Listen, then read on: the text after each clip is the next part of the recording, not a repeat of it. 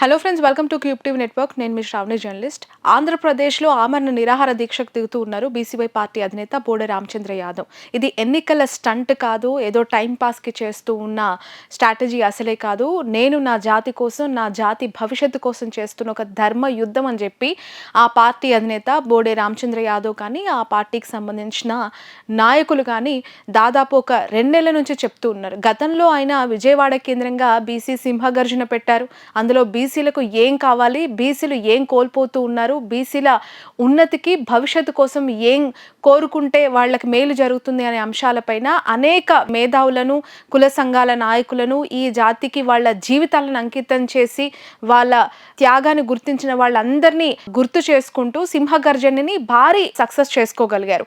అయితే ఆ వేదిక కేంద్రంగా అనేక డిమాండ్స్ని ఆయన ప్రభుత్వం ముందుంచారు. ఏపీ రాష్ట్రంలో అధికారంలో ఉన్న కూటమి ప్రభుత్వం ఖచ్చితంగా జవాబు చెప్పాలి, మేము అడుగుతున్న డిమాండ్స్ని సాల్వ్ చేయాలి, అట్లీస్ట్ వాటి దిశగా ఏదైనా కార్యాచరణ అయినా రూపొందించాలి అని చెప్పి ఆయన ప్రధానంగా చేస్తూ ఉన్న డిమాండ్స్, అందులో ఒక 5 చాలా కీలకంగా వాళ్ళు ఒక ప్రశ్న కూడా ఇక్కడ చేశారు. ఆ 5 డిమాండ్లు ఏంటంటే, బీసీల కోసం బీసీ రక్షణ చట్టం అమలు చేయాలి. బీసీలకు అంటే ఎస్సీ ఎస్టీలు అనేక మంది కూడా వాళ్ళపైన ఒక చిన్న దెబ్బ తగిలినా, లేదనంటే వాళ్ళపైన ఎవరైనా దౌర్జన్యానికి దిగినా వాళ్ళ సేఫ్టీ ప్రొటెక్షన్ కోసం కఠినమైన శిక్షలు, చట్టాలు వాళ్ళకు ఏర్పాటు చేయడం జరిగింది. మరి బీసీలు ఏం తక్కువ చేశారు, బీసీలకు ఎందుకు ఇలాంటి అన్యాయం జరుగుతుంది, వాళ్ళని రక్షించుకోవటానికి వాళ్ళు రక్షణగా చాలా ధైర్యంగా ఎక్కడికైనా వెళ్ళొచ్చు. ఎవరైనా చిన్న కులాలు లేదనంటే వీళ్ళు బీసీలే కదా అని చులకన చేసే పరిస్థితి నా బీసీలకు ఉండొద్దు అనే ఒక ఉద్దేశంతో బీసీలకి ఒక రక్షణ చట్టం కావాలి అని చెప్పి బోడే రామచంద్ర యాదవ్ చేస్తున్న ఫస్ట్ డిమాండ్. ఇక సెకండ్ డిమాండ్ ఏంటంటే, రాజధాని ప్రాంతంలో బీసీలకి 1000 ఎకరాల భూమిని కేటాయించటం. అమరావతి క్యాపిటల్ రీజన్గా అక్కడ జరుగుతున్న డెవలప్మెంట్లో ఖచ్చితంగా అక్కడ బీసీలకి చోటు ఉండాలి, వాళ్ళ పాత్ర ఉండాలి. వాళ్ళు ఉన్నతి కోసం, వాళ్ళు డెవలప్ అవ్వడం కోసం, వాళ్ళ ఫ్యూచర్ వెతుక్కోవడం కోసం రాజధాని ప్రాంతంలోనే కులాల వారీగా వాళ్ళకి బిల్డింగ్స్ కానీ, వాళ్లకు ఇన్ఫ్రాస్ట్రక్చర్ డెవలప్మెంట్ చేసుకోవటానికి కానీ, వాళ్లకు స్థలం ఖచ్చితంగా మీరు సేకరించే దాంట్లో, లేదంటే వాళ్ళు డిమాండ్ చేస్తున్న దానికి తగ్గట్లుగా మీరు కేటాయించాల్సిన అవసరం ఉంది. ఖచ్చితంగా ఇది నా బీసీల భవిష్యత్తుకి ఉపయోగపడే విధంగా ఉండాలి. ఎందుకనంటే ఖచ్చితంగా రాజధాని అమరావతి అని చెప్పి ప్రతి సందర్భంలో కూటమి కావచ్చు, చంద్రబాబు నాయుడు కావచ్చు మాట్లాడుతున్న సందర్భంలో అక్కడే కేంద్రీకృతమై ఉన్న ల్యాండ్లో 1000 acres ఆఫ్ ల్యాండ్ వాళ్ళకి కేటాయించాలి అని చెప్పి రామచంద్ర యాదవ్ చేస్తూ ఉన్న సెకండ్ డిమాండ్. ఇక థర్డ్ డిమాండ్, బీసీ కులాల కార్పొరేషన్లకి ప్రత్యేక నిధులు ఇవ్వాలి. ఎన్నో కుల సంఘాలు ఉంటాయి, ఎన్నో కులాలకి కార్పొరేషన్స్ ఉంటాయి. ఆ నామినేటెడ్ పోస్టులన్నీ వాళ్ళకి తగ్గట్లు వాళ్ళకి సంబంధించిన అనుయాయులకు ఖచ్చితంగా ఇచ్చుకుంటూ ఉంటారు. అది ఏ ప్రభుత్వం వచ్చినా, ఏ పార్టీ అధికారంలోకి వచ్చినా ఫస్ట్ వాళ్ళకి సంబంధించిన వాళ్ళకే ఇచ్చే అవకాశము, ఇంపార్టెన్స్ కనిపిస్తుంది. కానీ ఇక్కడ ఈయన చేస్తున్న థర్డ్ డిమాండ్ ఏంటంటే, బీసీ కులాల కార్పొరేషన్స్కి ఏదైతే ఆ కార్పొరేషన్స్ మీరు ఏర్పాటు చేయటం కాదు, జస్ట్ చెప్పుకోవటానికి నామకే వాస్తే కార్పొరేషన్స్గా ఉండకూడదు. 100% వాటికి స్పెషల్ అలొకేషన్, స్పెషల్ బడ్జెట్స్ అనేవి ఏర్పాటు చేస్తాయి. ఇప్పుడు మత్స్యకారులు ఉంటారు, వాళ్లకు మీరు నిధులు అనేవి పెడితే ఆపదలు ఆదుకోవటానికి, తుఫాన్లు లేదంటే ఇతరత్ర ఏమైనా ఇష్యూస్ వచ్చినప్పుడు ఈ కార్పొరేషన్ వాళ్ళకి నిధులు ఇచ్చేలాగా, ఈ కార్పొరేషన్ నుంచే వాళ్ళకు ఒక చేయూత దక్కేలాగా ఈ కార్పొరేషన్లో మీరు సపరేట్గా నిధులు అనేవి అలొకేట్ చేస్తే, బడ్జెట్లోనే ఆ దిశగా పెడితే వాళ్ళకి చేయూతనివ్వచ్చు. అలాగే విశ్వబ్రాహ్మణులు ఉంటారు, వడ్రంగి పనిచేసే వాళ్ళు ఉంటారు, కుమ్మరి వాళ్ళు ఉంటారు. ఎన్నో కులాలకి, ఎన్నో మతాలకు సంబంధించి మన దేశంలో, మన రాష్ట్రంలో చర్చలు జరుగుతూనే ఉంటాయి. కానీ ప్రతి కులానికి ఒక కుల వృత్తి ఉంటుంది, ప్రతి కులానికి వాళ్ళకి సంబంధించిన ఒక దినచర్య ఉంటుంది. అందులో భాగంగా వాళ్ళు ఆ పనులు చేసుకుంటూ ఉంటారు. ప్రభుత్వాలు కూడా జీవనోపాధి సాఫీగా కొనసాగించడానికి ఆర్థికంగా ఇబ్బందులు ఉన్న వాళ్ళకి ఎప్పుడో కానీ చేయూత ఇవ్వదు. కానీ ఇలా బీసీలకంటూ ఒక సపరేట్ కార్పొరేషన్ చేసి ఆ కార్పొరేషన్కి నిధులు అనేవి కేటాయిస్తే డైరెక్ట్ నేరుగా ఆ ఎవరైతే ఇబ్బందుల్లో ఉన్నారో ఆ కార్పొరేషన్ నుంచి నిధులు సాఫీగా ఎవరికైతే దక్కాలో వాళ్ళకి వెళ్ళే అవకాశం ఖచ్చితంగా ఉంటుంది. ట్రాన్స్పరెన్సీ అనేది చాలా క్లియర్గా ఉంటుంది. కాబట్టి బీసీల కార్పొరేషన్స్ ఏర్పాటు చేసి వాటికి నిధులు కేటాయించాలి అని చెప్పి చాలా వ్యాలిడ్ పాయింట్ ఇది. ఎందుకనంటే మనం ఇక్కడ తెలంగాణలో కానీ, ఏపీలో కానీ ప్రతి ప్రభుత్వము కార్పొరేషన్ ఏర్పాటు చేయటము, వాళ్ళకు ఒక నామినేట్ పోస్ట్ ఇచ్చేసాం కదా, నామినేట్ నామినేటెడ్ పోస్ట్లో కూర్చున్నారు కదా అని మాట్లాడుతుంటారు. కానీ వాటిల్లో ఎంతవరకు పనులు సజావుగా సాగుతున్నాయి, ఎవరెవరికి న్యాయం జరుగుతుంది, ఎవరెవరికి ఆ కార్పొరేషన్ వల్ల హెల్ప్ అవుతుంది అని అంటే ఆన్సర్ మాత్రం మనకు కనిపించని పరిస్థితి. కాబట్టే ఇలాంటి కార్పొరేషన్స్ ఏర్పాటు చేసి నిధులు ఇచ్చే దిశగానే ఒక క్రూషియల్ రోల్ ప్లే చేయాలి అనేది ఆయన థర్డ్ పాయింట్గా కనిపిస్తోంది. ఇక సమగ్ర కుల గణన, ఇది చాలా పెద్ద ఇంపార్టెంట్ థింగ్. ఎందుకంటే దేశవ్యాప్తంగా బీసీలకి సంబంధించిన సంఖ్య ఎంత అంటే ఎగ్జాక్ట్ ఫిగర్ ఇప్పుడు ఏ ప్రభుత్వము ఏ రాజకీయ నాయకుడు కూడా చెప్పలేని పరిస్థితి. ఎందుకు?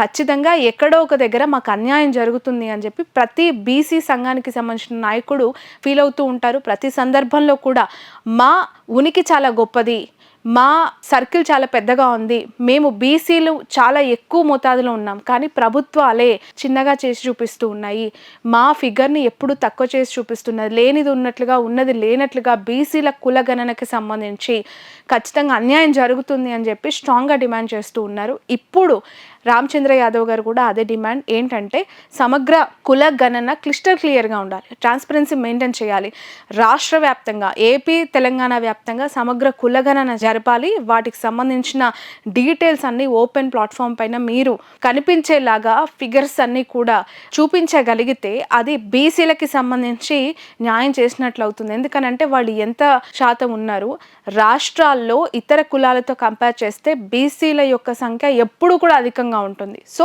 అంత అధికంగా ఉండే వాళ్ళకి సంబంధించిన పర్సంటేజ్ ఎంత ఉంది, అది ఓటు బ్యాంకుగా ఎంతగా మారుతుంది, అది ఓట్ల రూపంలో ఎంత కన్వర్ట్ అవుతుంది, ఆల్రెడీ ఎగ్జిస్టింగ్ ఓటు హక్కు ఉన్న వాళ్ళు ఎంతమంది, ఏజ్ పైబడిన వాళ్ళు ఉన్న వాళ్ళు ఎంతమంది, యంగ్స్టర్స్ ఎంతమంది, ఇలాంటి వయసుల వారీగా కానీ బీసీలకి సంబంధించి జనాభా నిష్పత్తి ప్రకారం కానీ ఎగ్జాక్ట్ ఫిగర్ తెలియని పరిస్థితి ఇప్పటికీ కూడా 2 తెలుగు రాష్ట్రాల్లో ఉంది. దానికి సంబంధించి ఖచ్చితంగా సమగ్ర కుల సర్వే జరగాలి, కుల గణన జరగాలి, బీసీలకి సంబంధించి ఎస్పెషలీ ఎంత ఫిగర్ ఉంది, ఎంత పర్సంటేజ్ వాళ్ళు 2 తెలుగు రాష్ట్రాల్లో ఉన్నారు అనే ఒక ఫిగర్ కోసం ఈరోజు సమగ్ర కుల గణనకి సంబంధించి బోడే రామచంద్ర యాదవ్ గారు డిమాండ్ చేస్తూ ఉన్న 4th పాయింట్ చాలా ఇంపార్టెంట్ పాయింట్ అది. ఇక 5th సంబంధించి 44% ఆఫ్ విద్యా ఉద్యోగాలు స్థానిక సంస్థలు చట్టసభల్లో బీసీలకి 44% రిజర్వేషన్లు.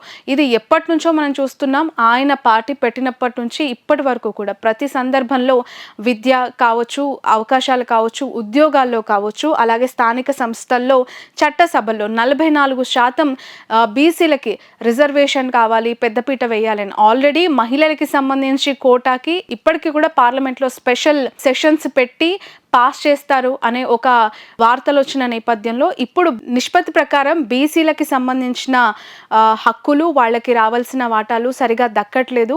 అది విద్యలో అయినా, ఉపాధి అవకాశాల్లో అయినా, ఉద్యోగాల్లో అయినా, అలాగే స్థానిక సంస్థల చట్ట సభల్లో అయినా, లోకల్ బాడీస్లో అయినా ఎక్కడైనా సరే బీసీలకు అన్యాయం జరుగుతుంది అనే ఒక స్ట్రాంగ్ అలిగేషన్స్ ఎప్పటి నుంచో అనేక బీసీ లీడర్స్ చేస్తూ ఉన్నారు.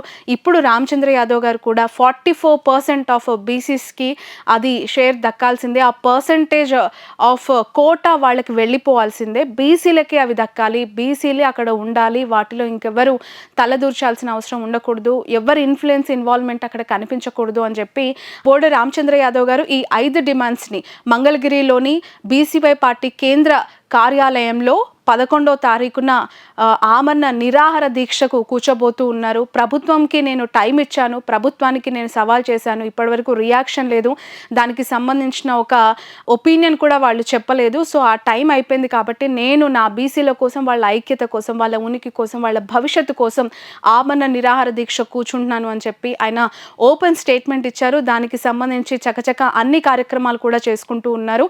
ఆల్రెడీ పార్టీ నాయకులంతా కూడా నిమగ్నం అయిపోయారు. అనేక మేధావులు, అనేక విద్యావేత్తలు, అనేక మంది మాజీ ఉద్యోగులు అవ్వచ్చు, బీసీలకి సంబంధించి కులాల వారీగా నాయకులు అవ్వచ్చు, అందరినీ ఇన్వైట్ చేసి ఈయన చేస్తున్న ఆమరణ నిరాహార దీక్షకు మద్దతు తెలిపే అవకాశం కూడా ఇక్కడ కనిపిస్తోంది. మోరోవర్ ఇంకొక ఇంట్రెస్టింగ్ ఫ్యాక్టర్ కూడా ఆస్క్ ఆర్సీవై అని చెప్పి మేధావులు అలాగే 11 మంది జర్నలిస్టులు ఇద్దరిని సమ్మిళితం చేసి ఒకే డయాస్ దగ్గరికి తీసుకొచ్చి ఆర్సీవైని అంటే రామచంద్ర యాదవ్ గారిని ఏదైనా question ask anything what ever you feel, బీసీలకి సంబంధించి ఈయన చేస్తున్న పోరాటానికి సంబంధించి మీరు ఏ క్వశ్చన్ అడిగినా ఆయన ఆన్సర్ చెప్పే ఒక కొత్త ప్రోగ్రామ్, కొత్త సంప్రదాయానికి ఆయన తెరతీశారు. మేధావులని అలాగే సీనియర్ జర్నలిస్టులందరినీ కూడా ఈ కార్యక్రమానికి ఆయన ఇన్వైట్ చేసి విజయవాడలో 9వ తారీఖున ఈ కార్యక్రమం ఆయన ఏర్పాటు చేస్తూ ఉన్నారు. సో చాలా గొప్పగా, చాలా డిఫరెంట్‌గా ఆయన ఈ ప్రోగ్రామ్‌ని ప్లాన్ చేశారు. దానికి చాలామందిని ఆయన ఇన్వైట్ చేస్తూ ఉన్నారు.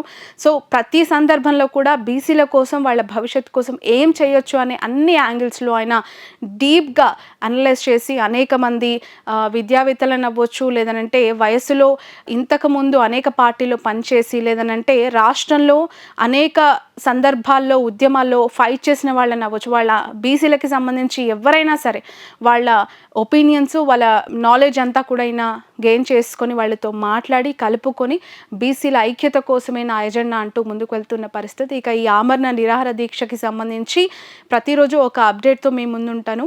ఈరోజు ఈ ఆమరణ నిరాహారకి సంబంధించిన 5 డిమాండ్లే ప్రధాన లక్ష్యంగా ఆయన చేస్తున్న ఈ కార్యక్రమానికి ప్రభుత్వం మరి ఎలా అడ్డంకులు రానివ్వకుండా ముందుకు వెళ్తుందా, లేదంటే ప్రభుత్వం నుంచి ఏమైనా ఇబ్బందులు కల్పించే ప్రయత్నం ఏమైనా చేస్తారా? ఎందుకంటే రామచంద్ర యాదవ్ గారిని ప్రతి సందర్భంలో అడ్డుకుంటున్నారు, ఇబ్బంది పెడుతున్నారు అని చెప్పి మాట్లాడుతున్న పరిస్థితి. సో ఆయన దీన్ని ఎంతవరకు కంటిన్యూ చేస్తారు, లేదంటే ఇది ఎంతవరకు ముందుకెళ్తుంది, సాఫీగా వెళ్ళగలుగుతుందా అనేది లెట్స్ వెయిట్ అండ్ సీ. మొత్తానికైతే ఇది మంగళగిరి పార్టీ కేంద్ర కార్యాలయంలో బీసీవై పార్టీ అధినేత బోడే రామచంద్ర యాదవ్ గారు చేయబోతున్న ఆమరణ నిరాహార దీక్షకు సంబంధించిన అప్డేట్.